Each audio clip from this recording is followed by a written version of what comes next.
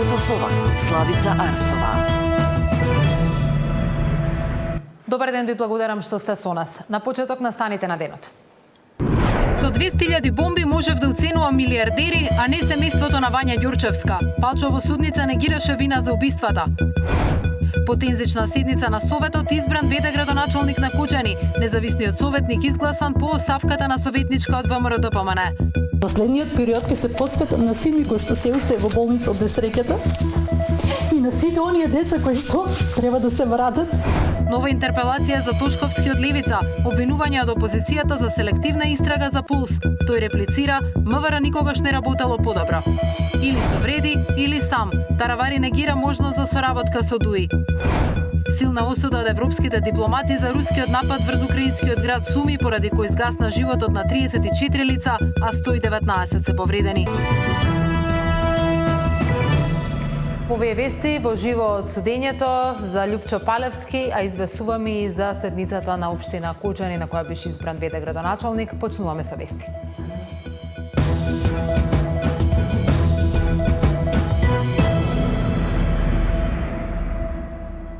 Првоосомничениот за убиствата на Вања и Панче, Љупчо Палевски, негира вина. Денеска беше испрашуван во судницата на Кривичниот суд, каде тврдеше дека има 200.000 прислушувани разговори со кои можел да оценува секакви моќници и милиардери, па немал мотив да грабне и убие нечие дете.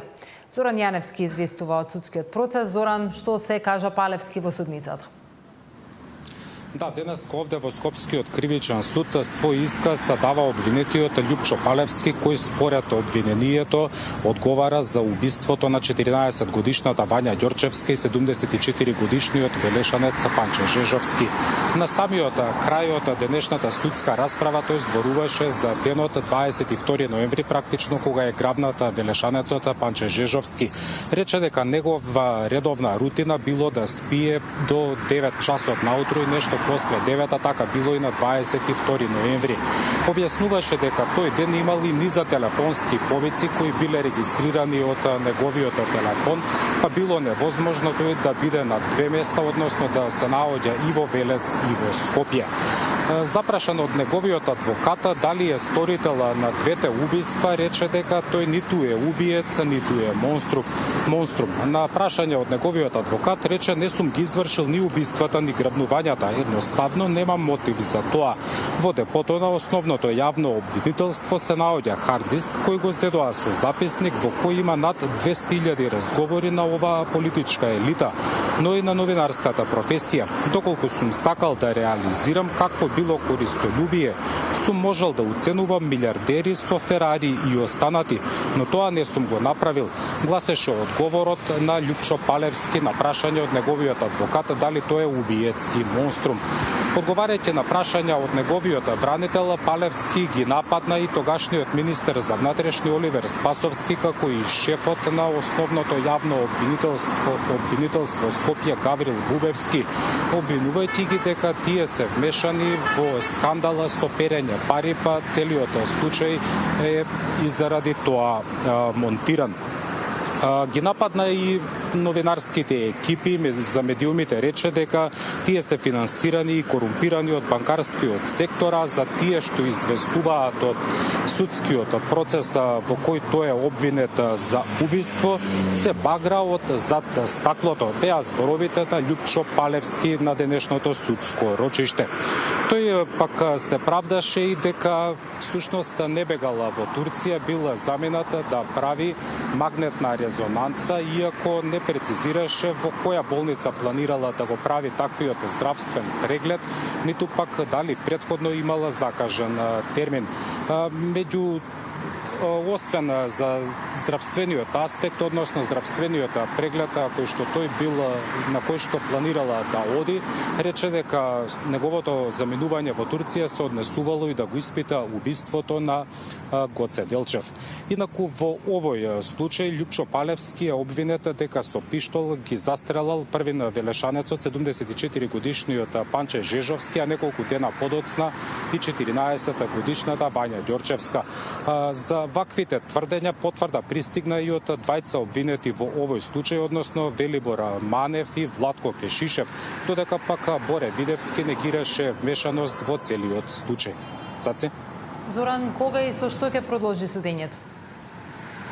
Да, денешното сведочење на Љупчо Палевски всушност ќе продолжи веќе во среда. Тој на самиот крај од денешното судско рочиште зборуваше само за денот на грабнувањето на Панче Жежовски, а веќе во среда се очекува тој да проговори и за 27 ноември, денот кога е грабната Вања Ѓорчевска. Зоран, ти благодарам за овие информации. По тензична седница на Советот избран ВД градоначалник на Кочани. Независниот советник изгласан по оставката на советничка од ВМРО ДПМН. Последниот период ќе се посветам на син ми кој што се уште е во болница од несреќата и на сите оние деца кои што треба да се вратат. Нова интерпелација за Тошковски од Левица. Обвинување од опозицијата за селективна истрага за Пулс. Тој реплицира: МВР никогаш не работело подобро.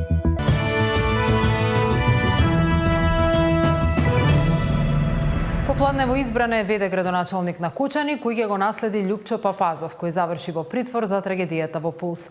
Даниел Василев известува од таму. Даниел, што се случуваше на седницата? Цаци, добар ден. Венко Крстевски ќе биде градоначалник на општина Кочани до предстојните локални избори. Во денеска на седница на Советот во една тензична и би рекол и неизвестна атмосфера беше избран Крстевски за ВД градоначалник на општината.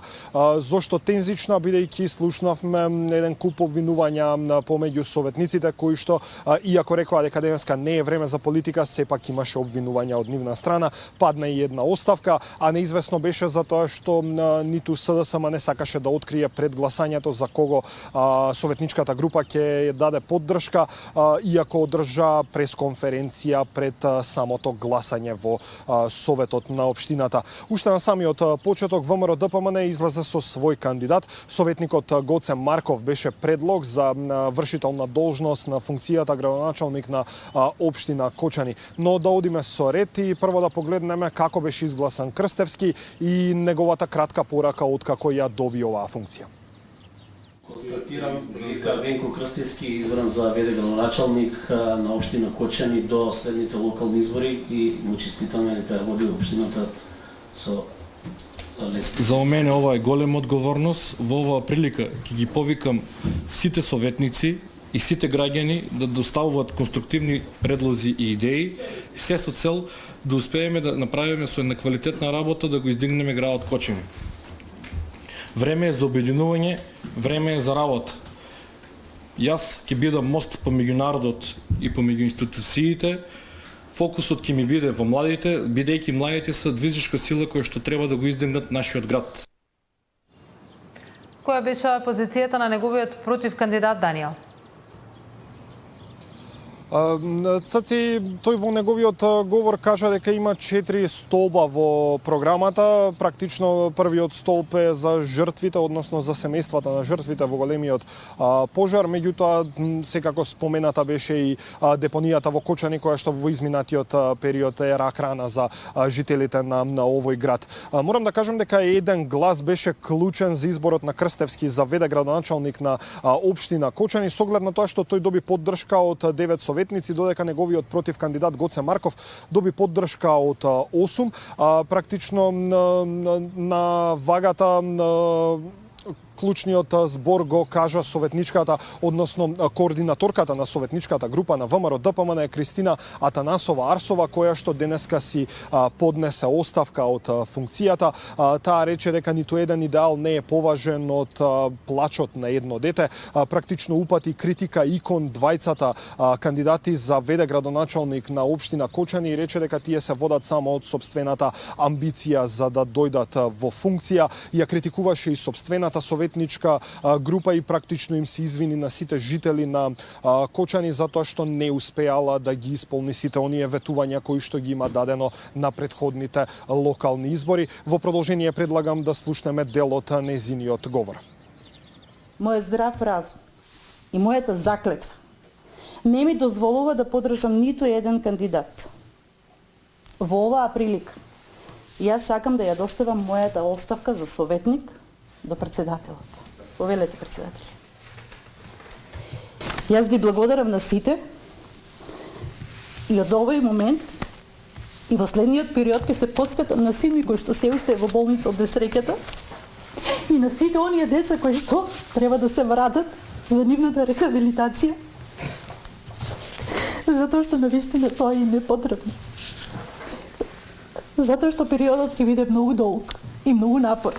Јас ќе се борам за нив со сите мои сили и со сите мои културолошки аспекти. Така, најтензично беше во времето кога двајцата кандидати ги презентираа своите програми, практично тука дојде и до меѓусебни обвинувања од страна на кандидатите за ВД градоначалник на општина Кочани, кои што и двајцата рекоа дека се водат од личните амбиции за да седнат на градоначалничката фотелја. Да погледнеме дел од овој дел. Сега во моментов ние сме нестабилна општина. Немаме градоначалник, немаме директор на водовод, немаме секретар на општина. За неколку дена ќе ги има сите тие работи. Јас денес мислев дека заедно ќе се договориме, очигледно гледам тука поделеност уште од самиот старт. Ја не мислев да биде вака. Искрено се надева дека барем денес нема да има политика. Затоа и не се јавив, да не се наметнувам, да покажеме скромност. Каква скромност ние покажуваме на Македонија вака? Ти си град советник. Носителката на вашата листа кажа дека сте болен по функција. Двајца советници се откажаа за да станете советник. Не сме исти. Јас се залагам за департизација. Вие не сакате да ме предложите само што не сум партиски подобен по вашата листа, затоа што не сум ВМРО ДПМН. Даниел, ти благодарам за деталите. За крај само. Да, повели. Повели.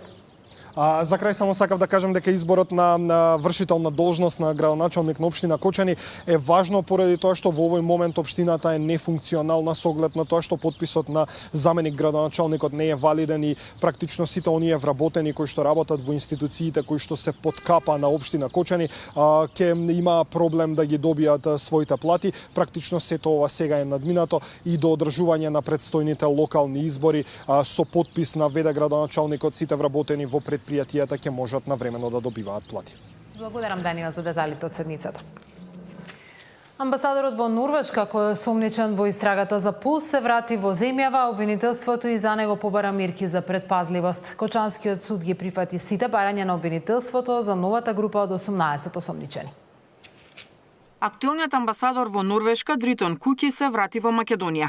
Во својство на екс-министер за економија е осомничен за пожарот во Кочани, а обвинителството и за него бара мерки за обезбедување. Ојо Кочани денеска до основниот суд во Кочани достави предлог за определување мерки за предпазливост за последниот 19-ти осомничен, за кого беше проширена истрагата за пожарот во кочанската дискотека Пулс, информираат од Јорама.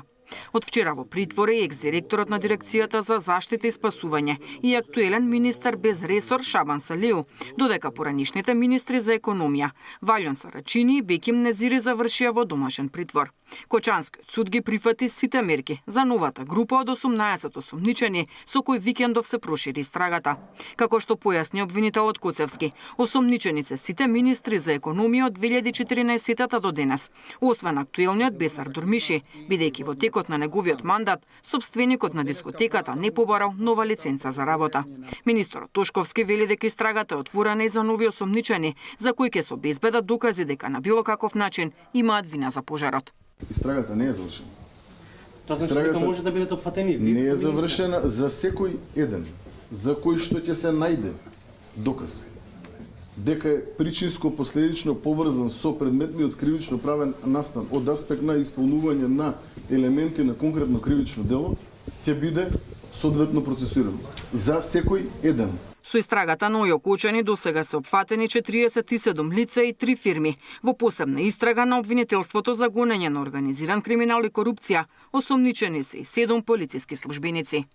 Деспина Тодоровска, Сител телевизија.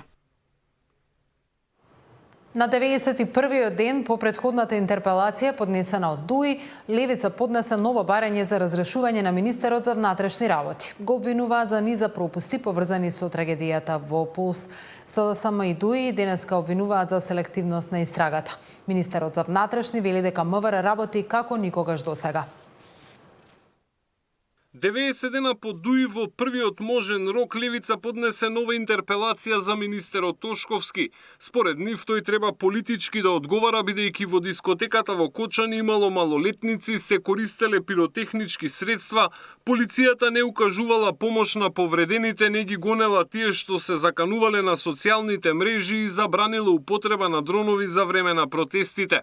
На Левица и пречи и списокот со осомничени за трагедијата. Не слушнавме дека актуелната началничка на ОВР Кочани и началникот на одделот за криминалистички работи во Кочани се вклучени во истрагата. Они се година дена на функција, а вториот има слика и во партиски штаб на ВМРО-ДПМН во Кочани. Не слушнавме дека во истрагата е вклучена инспекторката за економски криминал на ОВР Кочани, која имајќи ги предвид нерегуларностите на работењето на дискотеката, не презела никакви мерки за истрага. Со идентични забелешки во реакцијата денески од СДСМ. Вечерта на трагедијата постоеле дежурни началници во ОВР Кочани, СВР Штип и БЈБ. Тие имале директна надлежност, имало полицајци на лице место, виделе се, малолетници, пиротехника, хаос и премолчеле, не превзеле ништо иако знаеле и за настанот и за тоа што се случувало таму.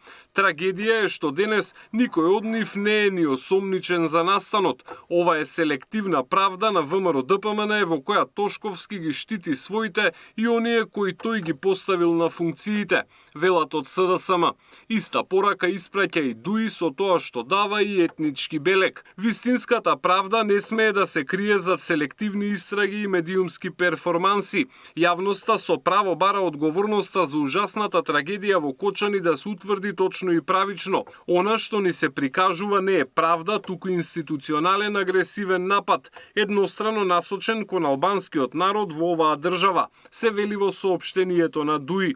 Во две трагедии загинаа 70 луѓе, а СДСМ и Дуи, кои тогаш беа на власт, не поднесоа ниту една кривична пријава, врати министерот за внатрешни работи. До сега над 50 лица. А во однос на оние обвинувања кои што СДСМ, Дуи и сега додадени на нив Левица ги шират во јавноста и оние манипулации кои што се обидуваат да ги продадат на македонскиот народ, добро е кога овие кои што 20 години ја уништуваа својата држава во континуитет, на нив ќе се дозалепат овие кои што клинец немаат заковано во животот. Добро е македонските граѓани вака да ги видат од една страна и тогаш знаете кога сте од другата страна дека сте на правилната страна. Ова е втора интерпелација за Тошковски во неговиот мандат. Предходно довербата му ја тестираше Дуи по дивењето на денот на албанското знаме, но дури ни сите пратеници на Ахмети не гласаа за неа. Александар Спасовски, Сител телевизија. 57 пациенти од трагедијата во Кочани се уште се на болничко лекување. Двајца во критична состојба. Меѓу последните пациенти вратени од странство е и девојка која првично била реанимирана и во тешка состојба, а сега успешно закрепнува на клиниката за пластична хирургија. Два пати ја реанимирале и враќале во живот. Сега успешно закрепнува на клиниката за пластична хирургија. По првичниот третман во странство, една од потешко повредените во пожарот во клубот во Кочани, кои се вратени во Македонија, веќе може и сама да се движи. Утре се планира мал хируршки зафат за да може за третирање на раните, кои што се уште им треба доста нега. И сите други параметри ги очекуваме, ради тоа што беше малце покритична и некои компликации настанале за време на лечењето, но рековме дека е стабилна, кај нас, мислам, си шета, што сме сите радосни на тоа. Еден од меѓу потешките пациенти кој што е вратен назад. Денеска во земјава ќе се врати уште еден од повредените кој беше испратен на лекување во Унгарија. Во странски центри остануваат уште 47 пациенти. Двајцата најтешко повредени се уште се во критична состојба. Сите останати се екстубирани и дишат самостојно, информираше министерот за здравство. Некои од државите се понудили подолготрено бесплатно да ги лекуваат повредените кои се кај нив, но здравствените власти подготвуваат и одел во ГОП 8 септември, каде ќе бидат згрижени дел дел од потешките пациенти, кога ќе бидат вратени во земјава, зашто британски експерти помагаат во изготвување на протокол за третман. Не се работи само за физикален третман, туку треба да речам така повеќе начини на рехабилитација, и респираторна, и физикална, меѓутоа и психичка рехабилитација, така да ќе размислиме ако има за тие најтешките, тие што ни се нудат да ни помогнат, ќе ги испратиме таму. Тие што ќе ги задржиме во државата, во 8 септември ќе бидат третирани. Во катастрофалниот пожар беа повредени околу 200 млади луѓе. Александар Динев, Сител телевизија. Или со вреди, или сам. Таравари негира можност за соработка со ДУИ. Силна осуда од европските дипломати за рускиот напад врз украинскиот град Суми, поради кој изгасна животот на 34 лица, а 119 се повредени.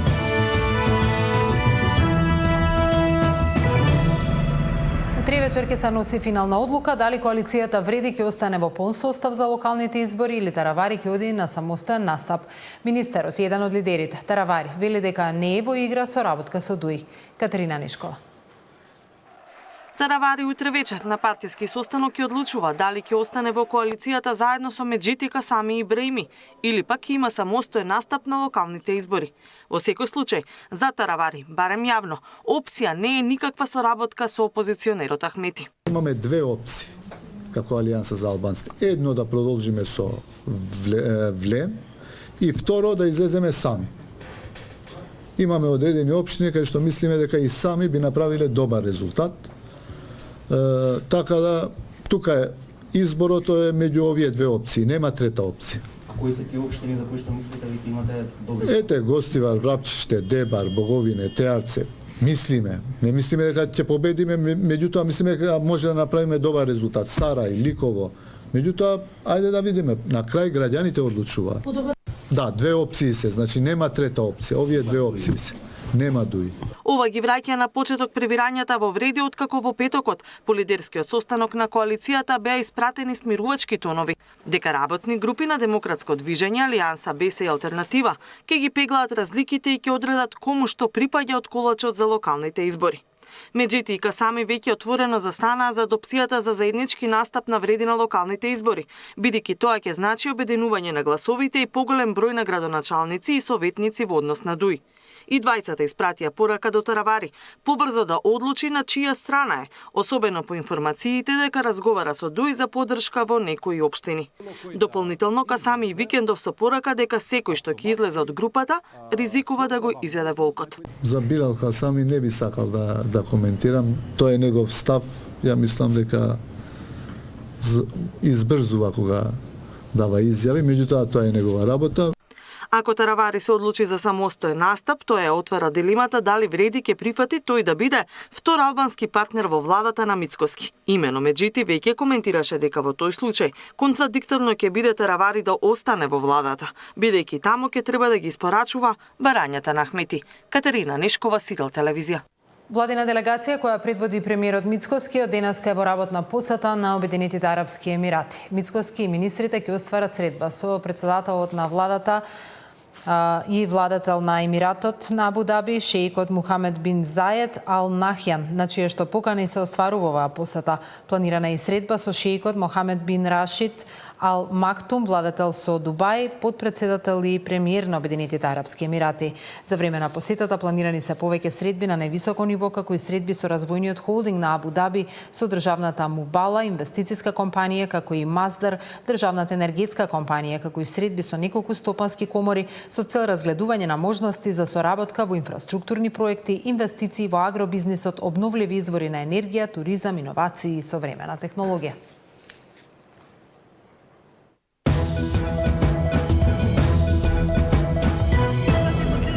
Светот и Македонија, трговската војна, како да се подобри стандардот на граѓаните. Тема на денот во 19 со професорот Борче Дреновски.